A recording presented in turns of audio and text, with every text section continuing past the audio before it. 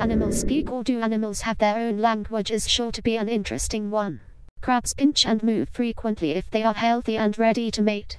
But is this a language? Languages consist of grammar, productivity and displacement. So actually crabs do not have a language, and these movements are instinctual, like smiling when you are happy.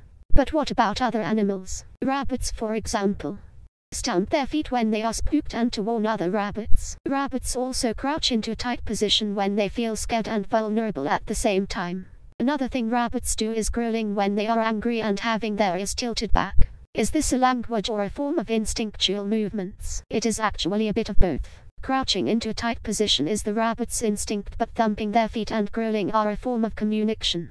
Just because their form of communication does not have grammar does not mean it is not a language at all. It still has productivity and displacement, so these rabbits do have some semi-language. But is there any animals who have grammar and human-like features in their so-called language? Parrots have key structural differences in their brains to imitate humans and any sounds around them.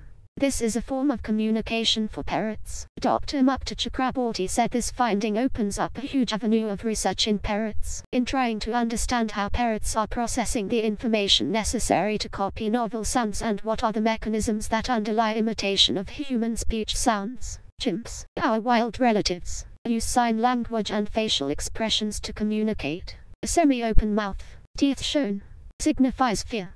Tapping another ape on the shoulder is to apologize. Pouting means give me food, and smiling is used to befriend another ape.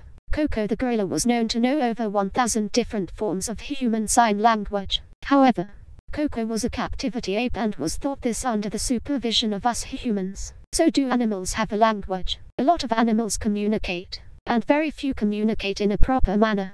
Even less have specific productivity and a varied amount of signals. But only us humans can write down language on a sheet of paper. Know thousands of words. Use verbs, proverbs and adverbs, as well as reading the writing on this video. So the answer is, well, kind of.